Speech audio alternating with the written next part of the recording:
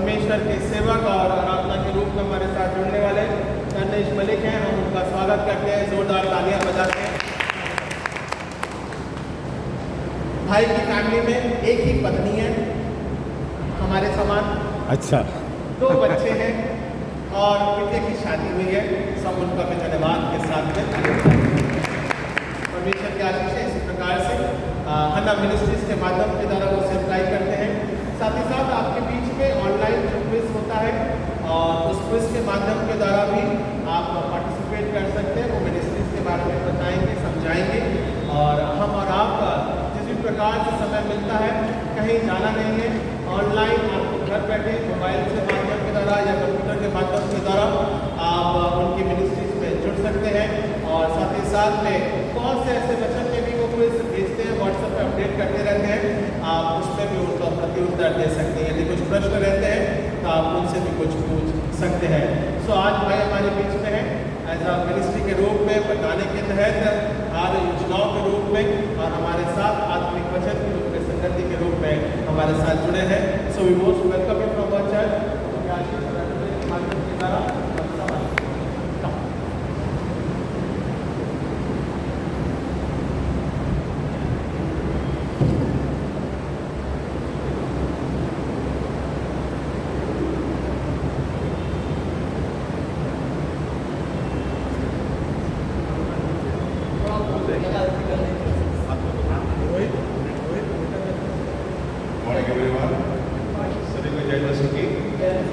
आज मैं परमेश्वर को बहुत धन्यवाद देता हूँ मैं आपके सामने खड़ा हो सका।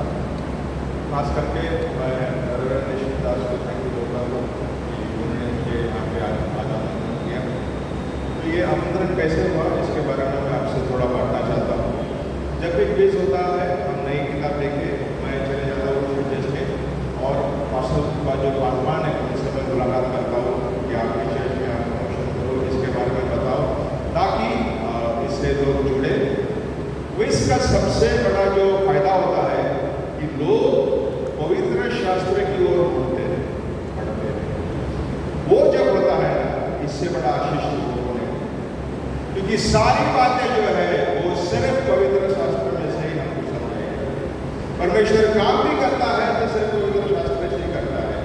जो भी है हमारे लिए विशेष आशीष है तो पूरी पवित्र शास्त्र।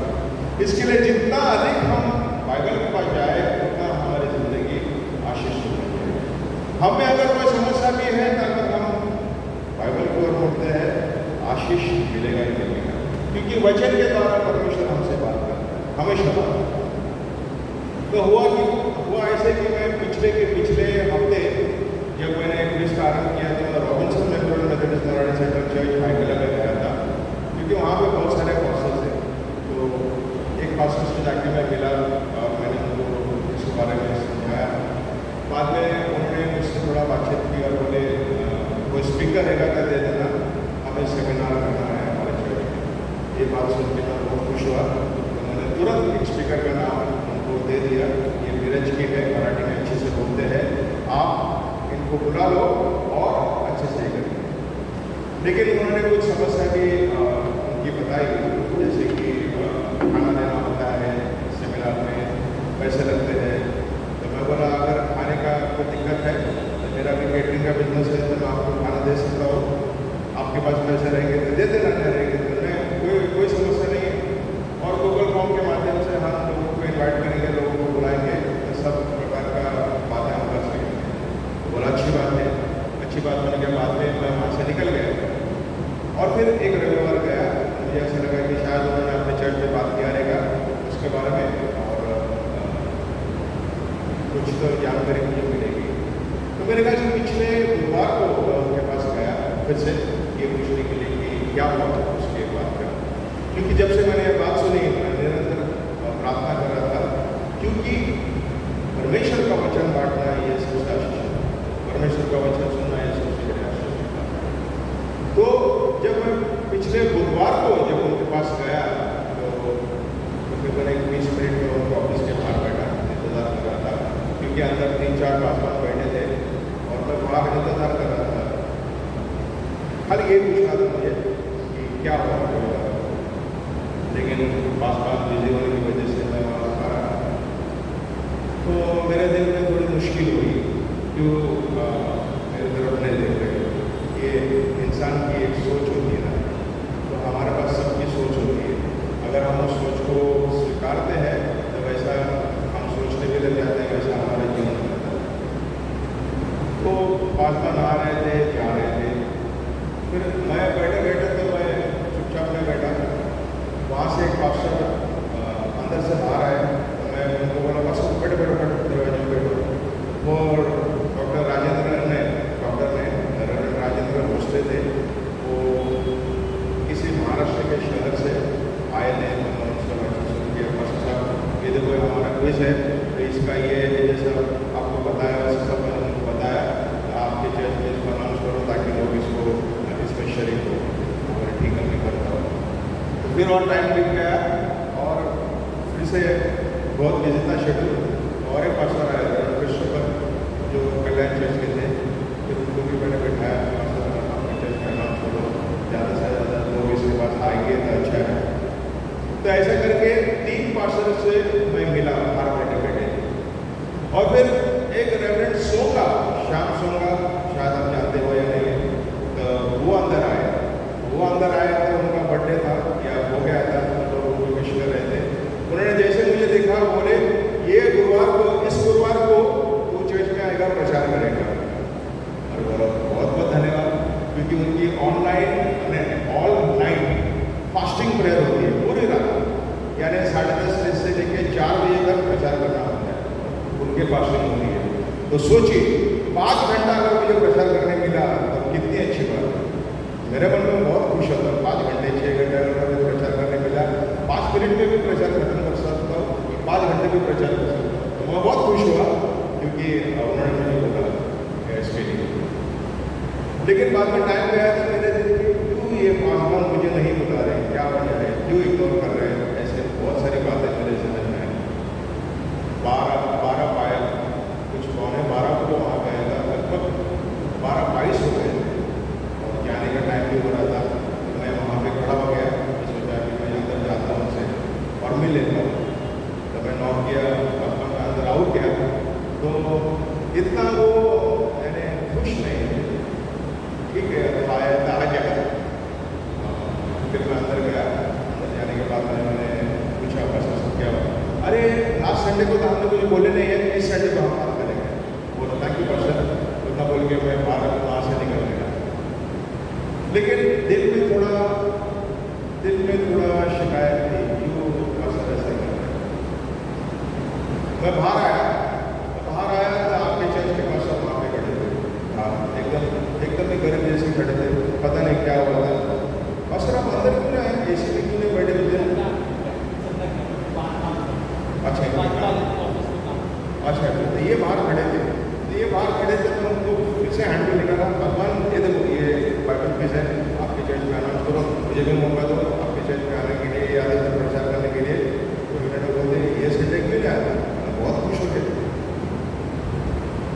सोचो अगर मुझे पासवान ने बुलाए होते अंदर, मेरा 1 मिनट का काम, 2 मिनट का काम, अगर मैं काम करके निकल जाता तो क्या होता था?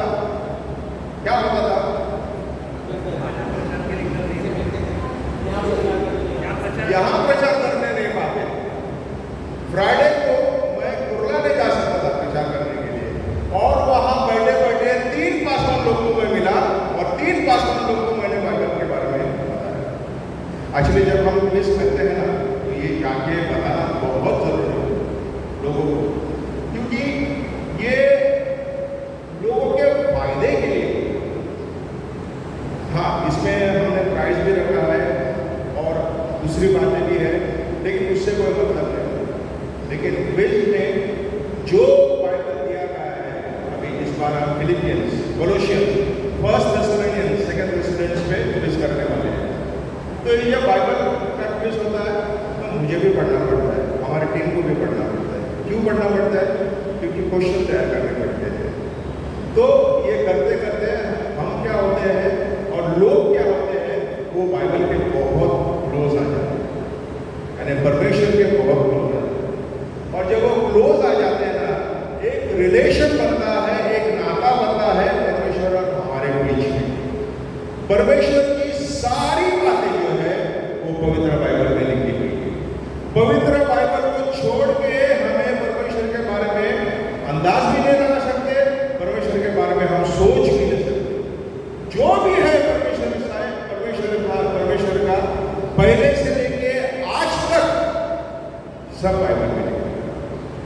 बाइबल के बाहर कुछ नहीं मिलेगा, हमारी सोच से तो कुछ भी नहीं मिलेगा। जो भी है केवल वचन के द्वारा ही मिलेगा, बाइबल के द्वारा ही। तो उस दिन वहां पे 45 दिन बैठे बैठे मेरे दिल में दो बातें थी, क्यों पास्टर ने ऐसे किया, क्यों इग्नोर कर रहे थे। लेकिन उससे बड़ी मैंने परमेश्वर के काम देखे। 3 पास्टर हम लोग से मिला, 2 चर्च में मैंने जाके परमेश्वर का जो वचन है वो बड़ा खुश था मेरे लिए। पास्टर ने वहाँ पे बिठा के रखे वो यार फिर परमेश्वर के काम जो मैं देखा। जब मैंने परमेश्वर के काम देखा तो मेरे दिल से सारी शिकायत दूर हो गई और मैं बहुत धन्यवाद देता। अस्टेट में उनके चर्च में जो होने वाला है सेमिनार, वो भी बहुत बड़ा है क्योंकि पूरा 1 दिन का वो सेमिनार है। तो 1 दिन में अगर लोग सुनेंगे तो बहुत आशीष। अस्टेट में वचन सुनना सबसे आशीष है। मरियम और मार्था ये 2 बहनें, बताया आपको, एक की सेवा प्रभु यीशु मसीह ने की, दूसरी प्रभु यीशु मसीह की सेवा करना चाहती थी। उसमें से जो प्रभु यीशु मसीह की सेवा करना चाह रही थी उनके मन में शिकायत हो गई। यीशु मसीह से बोला, Martha Martha, you are worried and troubled about many things, लेकिन मरियम ने जो उत्तम भाग चुना है वो तो चुन, वो उससे कभी नहीं किया जाएगा। तो मार्था जो है वो किचन में नाश्ता बनाते बनाते वो प्रभु यीशु मसीह की सेवा करना चाह रही थी, लेकिन मरियम जो थी वो यीशु मसीह के घुटने में बैठी और वचन सुन रही। और तारीफ इसकी की, तारीफ मरियम की, मार्था की। क्योंकि जब भी हम कुछ चर्च में करते हैं या सेवा करते हैं, हम में एक किस्म का शिकायत है, जैसे मार्था की है।